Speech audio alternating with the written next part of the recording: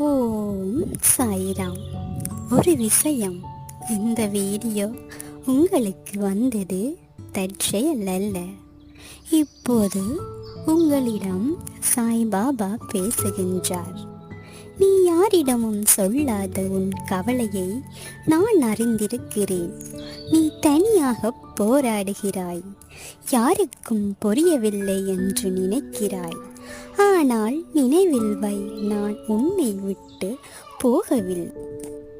நீ அழுத அந்த இரவுகள் வீணாக போகவில்லை. உன் பொறுமை உன் வாழ்க்கையை மாற்றப் போகிறது.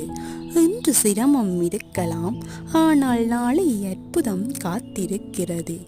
என்னை நம்பு, நல்லதை செய், பயப்படாதே. உன் வாழ்க்கையில் இன்று ஒரு நல்ல மாற்றம் தொடங்குகிறது.